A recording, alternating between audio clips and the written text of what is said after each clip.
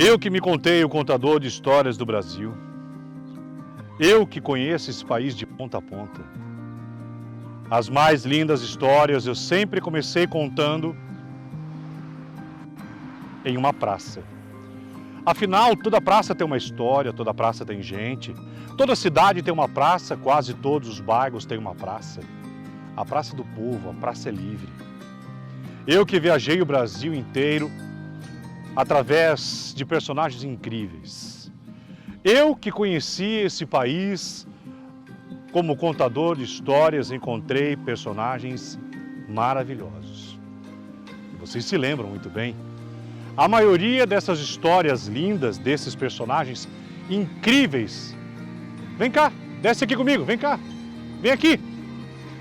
Eu contei essas histórias desses personagens, mas eu viajei quase 400 quilômetros para encontrar nessa praça a personagem mais linda de todas as histórias que eu já contei.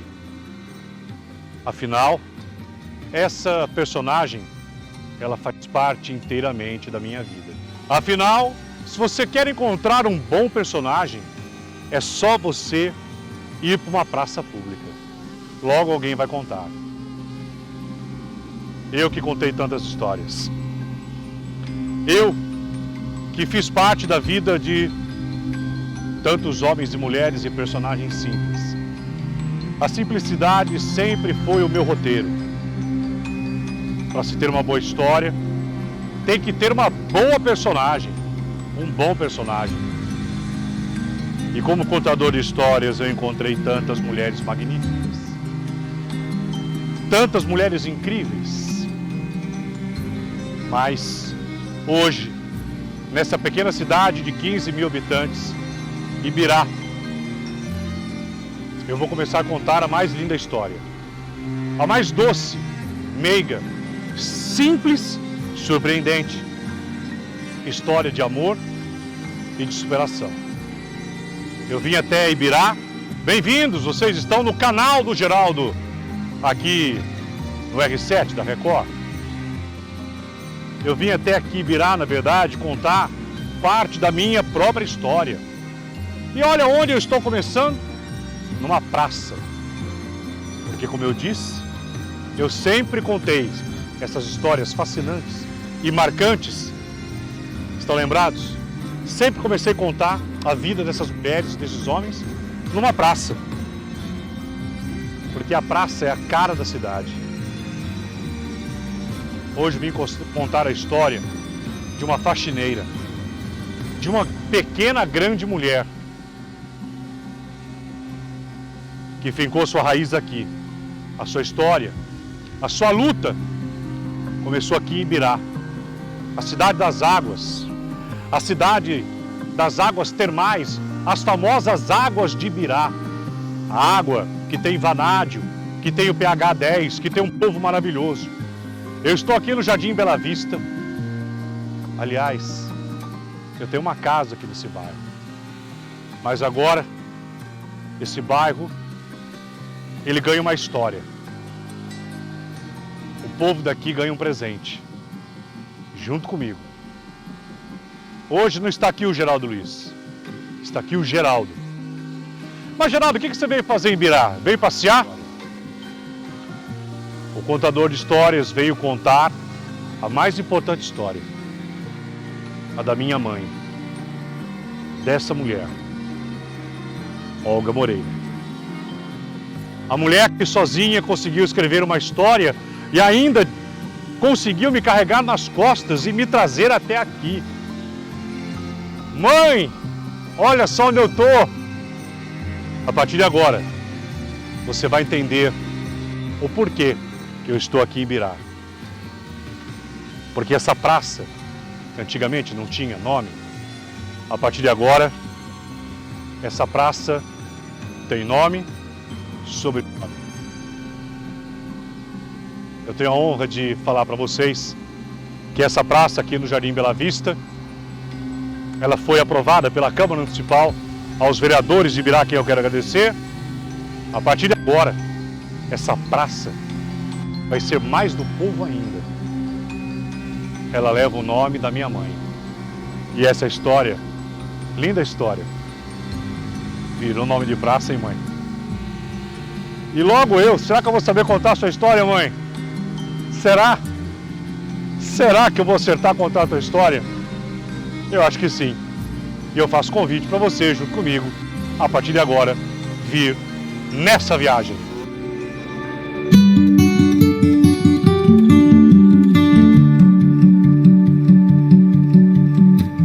Bem-vindos, essa é a Praça Olga Moreira, Jardim Bela Vista, Ibirá, interior do estado de São Paulo. Vamos caminhar? Vamos lá? Responsabilidade, né? Contar a história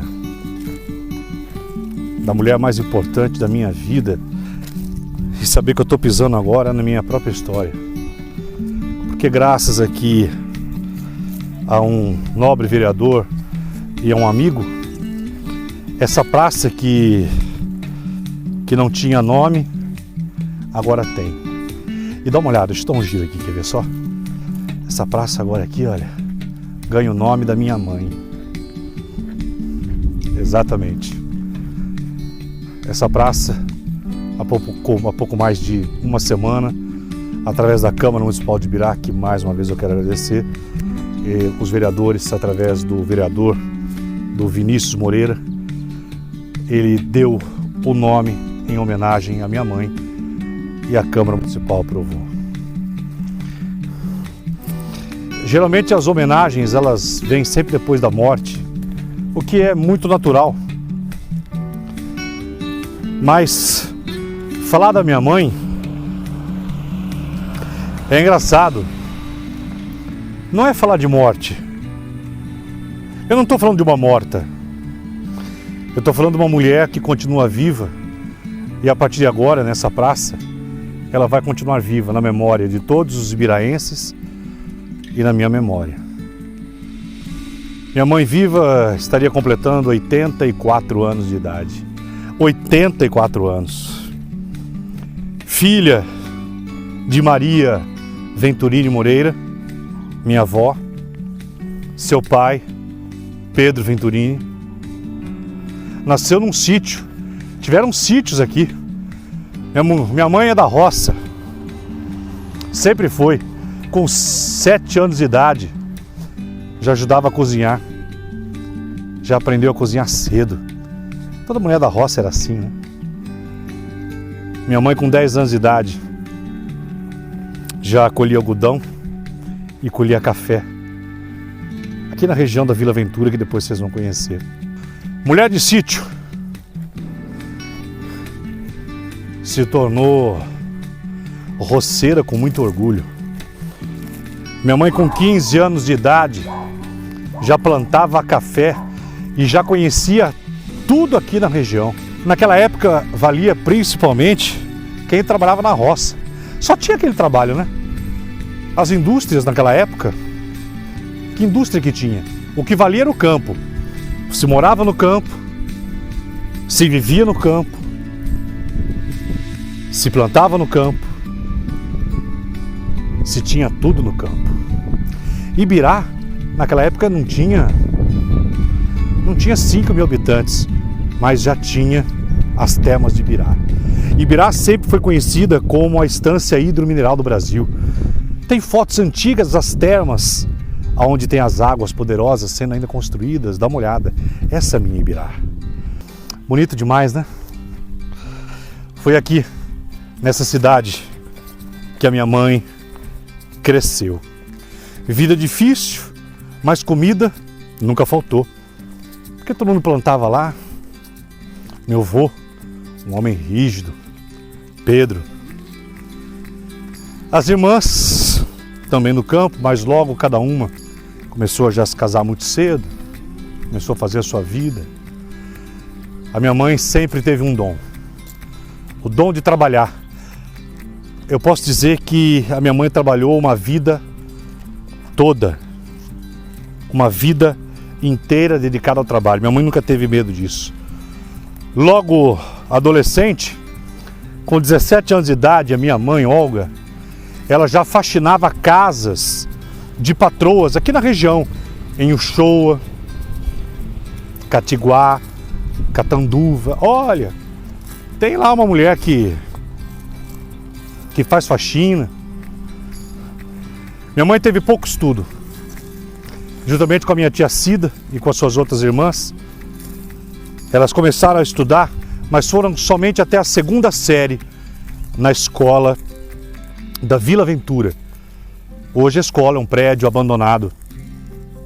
Vila Ventura, olha só o tamanhozinho da Vila Ventura. É a escola que a minha mãe estudava, dá uma olhada. Viram aí? Essa escola é a Escola Vila Ventura, que tem até hoje lá, mas como todos os prédios, né, do passado, estudou somente até a 2ª série. Minha mãe era uma, o pessoal fala o analfabeto funcional, né? Analfabetismo funcional. Mas a minha mãe, na verdade, era uma semi-analfabeta. Minha mãe só trabalhava. Trabalhou a vida toda. Saíram da escola, as irmãs começaram a fazer as suas vidas. Gente, olha só que orgulho. Eu tô na Praça Olga Moreira. Agora essa praça ganhou o nome da minha mãe. Minha mãe começou logo a trabalhar em casa de família. Começou a ser chamada. Olha, chama a Olga. Chama a Olga que a Olga... Chama a Olga que a Olga faz uma boa faxina. E logo ela ganhou o nome aqui. Quer fazer uma boa faxina? Chama a Olguinha. Minha mãe ganhou um apelido ainda nova. Lola. Minha mãe teve o seu primeiro namorado ainda velha, com 20 anos. Era um rapaz que tinha um apelido de Roxinho. É verdade, descobri isso aí. Roxinho. Morava em Catanduva. Foi o primeiro amor da vida da minha mãe. Mas não era para ser o Roxinho. Não era para ser o Roxinho o amor da vida dela. Geraldo, qual que é a sensação de você estar hoje num chão aonde leva o nome da tua mãe? Emoção, carinho, amor. Minha mãe saiu aqui de Ibirá, foi para Catanduva. Minha mãe queria liberdade. A minha tia Cida disse que a minha mãe era uma rebelde. A minha mãe não queria ficar em casa. Minha mãe queria uma liberdade. Minha mãe não queria ficar presa no sítio. Então minha mãe, eu sei que ela até usava essa questão da faxina e do trabalhar fora para não depender de dinheiro, de ninguém e ter sua liberdade. Minha mãe queria voar. Minha mãe queria ser dona da sua própria liberdade. E aí ela começou a trabalhar em casa da região. Foi para Catanduva, chegou para Rio Preto, Uchoa, sempre trabalhando orgulhosamente como faxineira. Mas, depois de tanto tempo aqui, veio a decisão. Através das irmãs que já conheciam, que também já estavam lá no interior, disseram para elas que tinha uma cidade lá no interior que era muito boa para se morar. Uma cidade longe daqui, que aqui o dinheiro era muito pouco. Logo, veio a cidade de Limeira. A minha tia Emília, a minha tia Nair, irmãs, falaram assim, olha, lá em Limeira se ganha mais. Lá em Limeira tem mais oportunidade. A faxina aqui paga 5 cruzeiros. Lá paga 15 cruzeiros, 25. Lola, vamos para lá. E acompanhando as irmãs que foram para Limeira, a minha mãe, ainda solteira, foi para lá. E faxina. Todo o dinheiro que a minha mãe guardou, todo o dinheiro que a minha mãe juntou, foi trabalhando como faxineira. A minha mãe era muito caprichosa. As patroas ficavam na época encantadas porque a minha mãe era uma detalhista, o que eu peguei muito dela. Não era aquela faxina de colocar o rodo, de passar um produto e jogar, não. A minha mãe ia delicadamente com as mãos. Eu vou contar isso depois, eu me lembro, muito tempo depois, já quando ela me tinha, ela me levava nas faxinas, ela fazia 3 casas por dia. Acordava cedo, fazia faxina nenhuma, horário do almoço, já estava numa outra casa, e aí no final da tarde já estava em outra casa. Em Limeira, a vida começou a ficar um pouco melhor. Minha mãe sempre guardou dinheiro na vida dela. A minha mãe era uma economista, gente. Deixa eu contar para vocês. A minha mãe era uma economista. Ela sabia guardar o dinheiro. Ela sabia guardar cada tostão. Se ela ganhava 200, ela guardava pelo menos 100 reais ou mais ela guardava. Guardar. E o resto ela tinha para ela. Minha mãe não queria mais voltar para o campo. Era melhor a faxina. Era melhor estar lá. Deixou o campo. Perdeu o pai cedo. Meu avô morreu dormindo. Dizem que foi parar de coração. O primeiro a morrer foi meu avô. Já em Limeira, chegou a morar com as irmãs. Depois uma delas casou. E aí ela conheceu... Não vou mentir a vocês. Por favor, eu não falo com ódio. De verdade, já cheguei a falar muito. Hoje não. Mas essa palavra é um pouco desconfortável para mim ainda. Vocês querem que eu minta ou que eu seja eu? Afinal, vocês estão aqui no meu canal. Vocês querem que eu minta? Não vou mentir. É desconfortável falar essa palavra ainda, tá? Mas vou falar. Aí conheceu meu pai. Geraldo do Carmo Sacramento. Mecânica, manutenção, homem trabalhador, negro. Meu pai não era mulato, meu pai era preto. Aliás, a semelhança com o Jair Rodrigues, se pegar a foto do Jair Rodrigues do meu pai, é a mesma coisa. E aí, a minha mãe, que disse que na época foi amor à primeira vista, diz minha mãe que foi amor à primeira vista naquela época. E parece que foi mesmo.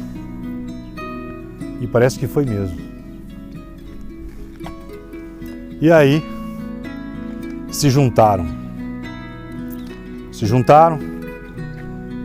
Quando eu tinha 2 anos de idade, meu pai sempre foi muito mulherengo, para não falar puteiro. Meu pai era puteiro, mulherengo ao extremo. Traiu minha mãe assim, debaixo do mesmo teto, durante muito tempo. E meu pai também era viciado em carteado, era viciado em como chama aquilo? Taco, né? Snooki, como que é aquilo lá? Bilhar. Meu pai era campeão de bilhar, ganhou troféu e tal.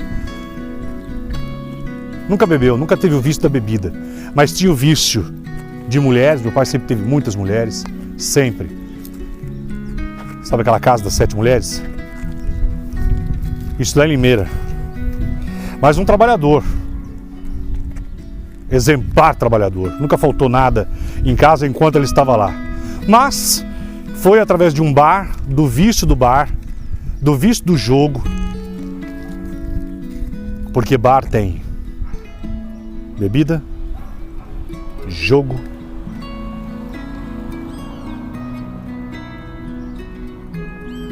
hoje balada, na minha época discoteca, mas naquela época bar também tinha mulher. E foi lá que ele conheceu a mulher com quem ele ficou preso a uma cama e ao sexo. E aí resolveu deixar a gente para trás. Era um dia 24 de dezembro, ano de 1973, véspera do Natal. Morávamos na Vila Jacó, em Limeira. Minha mãe continuava fazendo faxina, ele como mecânico. Trabalhava na indústria na época Varga, que era uma indústria de freios. Freios Varga. E minha mãe fazendo uma macarronada com frango. Na época lá tinha um bar chamado Bar do Toco, na Vila Jacó. Aí falou assim, ô Gá, eu vou lá no Bar do Toco. Vou lá comprar um cigarro. Esse cigarro chamava Continental, dá pra pegar no Google aí. Tinha na época Hollywood, Marlboro, tinha Continental, olha aí o Continental. Aí saiu pra comprar esse Continental. Você, eu vou no bar do Toco e já volto, tá bom? Tá bom. Ué, você não vai acreditar numa história dessa? O teu marido fala, bem, eu vou aí na esquina e vou comprar um negócio, você não vai acreditar? Véspera de Natal? Pois é. O frango azedou, macarronada estragou, virou o Natal e o Geraldão simplesmente sumiu. Sumiu. Minha mãe foi em delegacia, no outro dia foi no necrotério, no cemitério Saudade, procurando para saber onde estava o Geraldo. E aí sumiu. O cara simplesmente desapareceu. Sumiu. Minha mãe foi no bar do Toco, Toco, e o Geraldão veio aqui e falou, não veio buscar cigarro? Não, veio não. Sumiu. Quer que eu resuma essa ópera? Quer que eu resuma essa ópera? Ele nunca mais apareceu. Sumiu. Foi embora com a Luzia, teve 2 filhas. E assim, acabou. Acabou a nossa história. Eu tinha 2 anos e meio. E aí, acho que 1 ano depois, ele falou que estava com uma outra família. E aí a história da minha mãe sozinha. Mais faxina, mais trabalho. Eu cresci vendo a minha mãe trabalhando. Minha mãe, para continuar trabalhando e dando sustento, ela teve que me colocar em creche. E aí, como é que uma mulher com um filho único... Vamos fazer uma coisa? Eu vou sentar para explicar essa história para vocês, tá? Vem cá comigo.